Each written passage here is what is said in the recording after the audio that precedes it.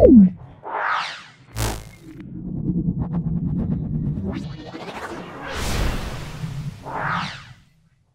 নম্বর স্কুলটা সেটা হলো রতিপুর বড়দা বাণীপীঠ এবং Kandi Raja MC girls high school. Solve করছি, ভিডিওটা প্রথম থেকে শেষ পর্যন্ত দেখো। ক্লাস সেভেনের অংশ খুব ভালো করে দেখো।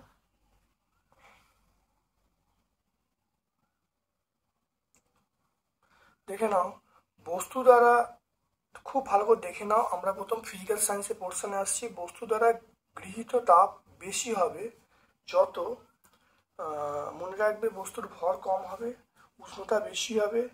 গৃহীত তাপ 1 নম্বর পয়েন্ট বলা আছে বস্তুর ভর যত কম হবে। 2 নম্বর পয়েন্ট উষ্ণতা যত কম হবে। অপশন সি বলা আছে আপেক্ষিক তাপ বেশি হবে, কোনোটি নয়। অবশ্যই আপেক্ষিক তাপ বেশি হবে, কারণ আমরা জানি H সমান mst।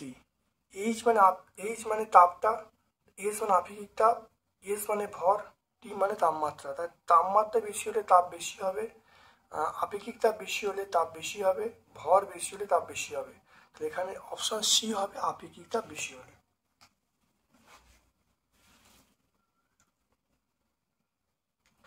তারপর দেখো CaCl2 প্লাস Na2SO4 এটা সমান CaSO4 প্লাস 2NaCl। এটা কোন ধরনের বিক্রিয়া? এটা আমরা বলবো বিনিময় বিক্রিয়া। এটা আমরা বিনিময় বিক্রিয়া বলবো। তারপর দেখো 2Al3 প্লাস এর চার্জ O2 মাইনাসকে প্রশমিত করতে কটা আয়ন প্রয়োজন? এটা আমরা বলবো 3টে। তাহলে এটা 3টে, দেখে নাও। এটা 3 দুগুণে 6, এখানে দেখো 3 দুগুণে 6, তাহলে এটা 3টে হবে। তারপর দেখো না পরমাণুতে উপস্থিত নিস্তড়িত কণা আমরা বলবো নিউট্রন। প্রোটন হলো ধনাত্মক, ইলেকট্রন ঋণাত্মক, আর মিশন কণা এটা একটা মানে প্রতিনিয়ত চেঞ্জ হয় অস্থায়ী কণা। তারপর দেখো ক্যালসিয়াম পরমাণুতে দুটি ইলেকট্রন বর্জন করলে আমরা বলবো Ca2+, তাহলে Ca2+ হবে। ঋণ তাপ পদার্থের উষ্ণতা বাড়ায়, উষ্ণতা কমে, অবস্থান্তর ঘটে। কোনোটি ঘটায় না, তাহলে অবস্থান্তর ঘটে, এক অবস্থায় অন্য অবস্থায় চেঞ্জ করে। কাপড় কাঁচার সোডা এবং লঘু মিউরিক অ্যাসিডের বিক্রিয়ায় কি গ্যাস উৎপন্ন হয়? যেটার নাম হলো সোডিয়াম কার্বনেট এবং লঘু অ্যাসিডের বিক্রিয়ায় কি উৎপন্ন হয়? কার্বন ডাইঅক্সাইড উৎপন্ন হয়। এটা তোমরা 94 পেজে পাবে, তাহলে কার্বন ডাইঅক্সাইড। তারপর দেখো কঠিন থেকে তরলে পরিণত হওয়াকে আমরা বলবো গলন। এসআই পদ্ধতিতে তাপের একক এটা হলো জুল। সিজিএস পদ্ধতিতে ক্যালোরি, এসআই পদ্ধতিতে জুল।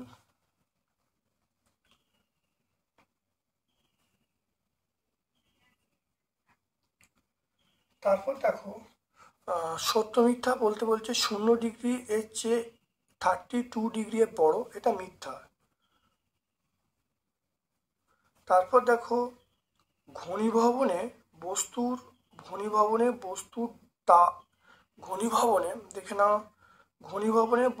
তাপ ব্যাস করে। ঘনীভবনের সময় বস্তুর তাপ বর্জন করে। তারপর দেখো এটা হবে এটা দেখো শূন্যস্থান পূরণে হবে, তাহলে Al2O3 এটা উৎপন্ন হবে। Al2O3 oxide. কিউ প্লাস অক্সাইডের সংকেত হলো Cu2O।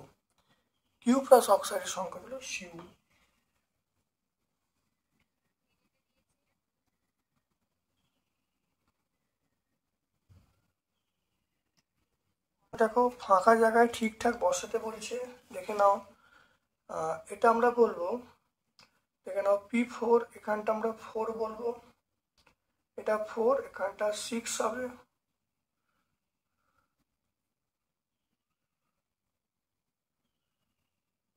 তারপর থেকে এখানটা 2 দেবো, এখানটা 2, আর এখানটা আমরা 4 বলবো। দেখো মিলিয়ে নাও। দেখো লেড দুটো, তারপর নাইট্রোজেন দেখো দুটো, তারপর নাইট্রোজেন দেখো দুটো 4টে, এখানে 4টে। অক্সিজেন দেখো 6 12টা, অক্সিজেন দেখো 2 8 10 দিয়ে 12, তাহলে মিলে গেল। বরফ গলনের লীন তাপ 80 ক্যালোরি পার গ্রাম বলতে কি বোঝো? পাবো দেখো বরফ গলনলীন তাপ 80 ক্যালোরি পার গ্রাম বলতে বোঝাচ্ছে 1 গ্রাম বিশুদ্ধ বরফ ওই উষ্ণতা 1 গ্রাম বিশুদ্ধ জলে পরিণত হতে 80 ক্যালোরি তাপ গ্রহণ করবে। তাহলে পেজ নাম্বার 11 পেয়ে যাব। তাহলে টেক্সট বই আমরা 11 পাবো। এক ব্যক্তির জ্বর হওয়ায় দেহের তাপমাত্রা পাওয়া গেল 104 ডিগ্রি ফারেনহাইট। সেলসিয়াস স্কেলে তার মান কত? দেখে নাও। 5 ইকুয়াল টু m মাইনাস 32/9, তাহলে c/5, f এর মান 104 মাইনাস 32/9, তাহলে c/5 72 হবে। তাহলে এটা 72/9, এটা আমরা কাটাকুটি করলে 8, তাহলে সি এর মান কত পাবো? 50 40, তাহলে সি এর মান 40। তাহলে সেলসিয়াস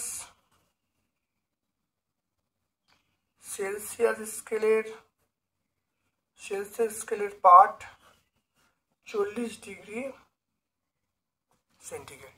সেলসিয়াস স্কেলের পার্ট আমরা বলবো 40 ডিগ্রি সেন্টিগ্রেড। কেন আমরা কত বলবো? 40 ডিগ্রি সেন্টিগ্রেড আমরা বলবো। তাহলে c/5 m মাইনাস 32/9, এখানে দেখো 100, f এর মান 104, এটা বসিয়ে দিলাম। তাহলে সি এর মান 40, তাহলে সেলসিয়াস স্কেলের পার্ট হবে 40 ডিগ্রি সেন্টিগ্রেড।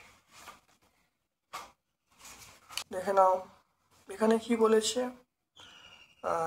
সোডিয়ামের পরমাণু ক্রমাঙ্ক 11, ভর সংখ্যা 23, তাহলে নিউটন সংখ্যাটা হবে, নিউটন সংখ্যা দেখবে এটা 23 থেকে যদি 11 বাদ যায় তাহলে 12, তাহলে এটা আমরা নিউটন সংখ্যা 12।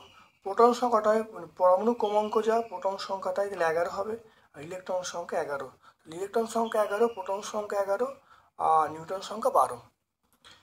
40 ডিগ্রি সেন্টিগ্রেড সমান কত ডিগ্রি ফারেনহাইট নির্ণয় করতে বলছে। দেখে নাও একই অঙ্ক, দেখে নাও যে c/5 equal to m minus 32/9, এখানে দেখো করলে দেখো আমি এখানে 104 বসিয়েছি, f এর মান 104 বসিয়ে দেখো c এর মান 40 পেয়েছি। এবার তোমরা যদি এখানে c এর মান যদি ধরো তোমরা 40 বসিয়ে দাও, c এর মান 40 বসিয়ে দিলে তাহলে f এর মান কত পাবে? 104 পাবে। তাহলে একইভাবে এই অঙ্কটাই দেওয়া আছে, আমরা প্রথম 104-এ f এর মান বসিয়ে c এর মান বার করেছি, এর পরের দাগের অঙ্কটা c এর মান দেওয়া আছে, f এর মান চাইছি। একই অঙ্ক, শুধু মানটা এদিক ওদিক করে বসালে হয়ে যাবে, আশা করছি তোমরা করতে পারবে। উত্তর কিন্তু 104 ডিগ্রি ফারেনহাইটই আসবে। তাহলে উত্তর কত আসবে? উত্তর অবশ্যই 104 ডিগ্রি ফারেনহাইট আমরা আসবে। তাহলে এই অঙ্কটা আর এই অঙ্কটা পুরো একই অঙ্ক, কোনো চেঞ্জ নয়। এর আগের প্রশ্ন দেখো, থার্মোমিটারে পারদ ব্যবহারের সুবিধা লিখতে বলছে। পয়েন্ট হলো যে পারদ দেহ থেকে খুব তাড়াতাড়ি তাপ গ্রহণ করতে পারে। নাম্বার 2 হলো কাঁচের বাইরে থেকে পারদকে দেখা যায়, পরিষ্কার দেখা যায়। তাহলে কাঁচের বাইরে থেকে পারদকে পরিষ্কার দেখা যায়। নাম্বার 2 হলো পারদ দেহ থেকে সহজে তাপ গ্রহণ করতে পারে, এই জন্যই আমরা ব্যবহার করি পারদ। এরপর দেখো লাইফ সায়েন্সের পোর্শনে চলে এসো। দেখো অ্যানিমিয়া হলো লৌহ অভাবজনিত রোগ। প্রদত্ত কোন উপাদান থেকে শক্তি পাওয়া যায় না? ভিটামিন থেকে শক্তি পাওয়া যায় না। যে খনিজ মৌলটি হাড় শক্ত মজবুত রাখে সেটা ক্যালসিয়াম।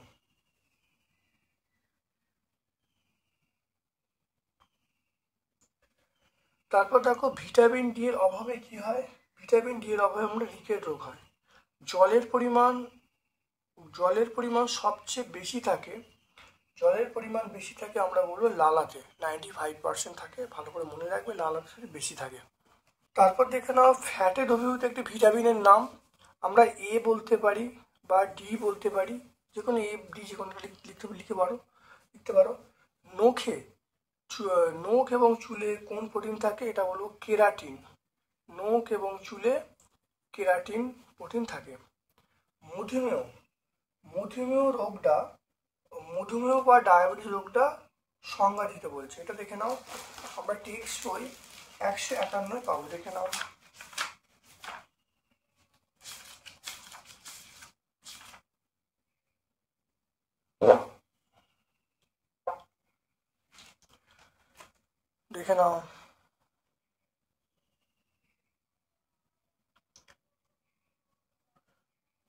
দেখে নাও, সুস্থ স্বাভাবিক মানুষের দেহকোষে গ্লুকোজ থেকে শক্তি তৈরি হয়। সেই শক্তি দেহের নানা রকম কাজ হয়। কিন্তু রক্ত থেকে গ্লুকোজ যদি কোষে প্রবেশ করতে না পারে, তাহলে গ্লুকোজ তখন রক্তে জমে আর গ্লুকোজ রক্তে বেড়ে যায়। ফলে গ্লুকোজ তখন রক্তের মাধ্যমে ঘুরতে থাকে। যতক্ষণ না মূত্রের মাধ্যমে দেহ থেকে বার হয় ততক্ষণ কোষে গ্লুকোজ ঘুরতে থাকে। এই অবস্থাকে আমরা মধুমেহ বলবো। তাহলে আমরা এখান থেকে বলবো গ্লুকোজ রক্তে জমে এবং রক্তে গ্লুকোজের পরিমাণ বাড়ে। যতক্ষণ দেহ থেকে বাইরে বার না হয় ততক্ষণ গ্লুকোজ কোষে ঘুরতে থাকে এবং ফলে আমরা হৃৎপিণ্ড, চোখ, নানা রকম সমস্যা, একে আমরা মধুমেহ রোগ বলবো। এটা আমরা পেজ নাম্বার 151 বলবো, টেক্সট বই 151 আমরা বলবো। অপুষ্টির ফলে শিশুদের কি কি উপসর্গ দেখা যেতে পারে? দেখে নাও, অপুষ্টির ফলে শিশুদের বিভিন্ন উপসর্গ দেখা যেতে পারে। দেখে নাও, সেটা ম্যারাসমাস, কোয়াশিকর। দেখে নাও, ম্যারাসমাস, কোয়াশিকর এই রোগগুলো কিন্তু ম্যারাসমাস, কোয়াশিকর ছাড়াও শিশুদের মানে বিভিন্ন অপুষ্টির রোগ। তাহলে ম্যারাসমাস, কোয়াশিকর হবে। এগুলো ছাড়াও অন্ধত্ব, বেরি, রিকেট, গয়টার, এগুলো সবই কিন্তু অপুষ্টিজনিত রোগ।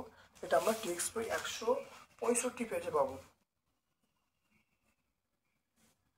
দেহে কোথায় কোথায় লিপিড জমা হয়? দেখো, লিপিড জমা হয় ঘাড়ে এবং গলায়, ওপর হাতে, বুকে, পেটে, উরুতে, এই সকল জায়গায় কিন্তু লিপিড জমা হয়। তাহলে পেজ নাম্বার আমরা 153 বলবো।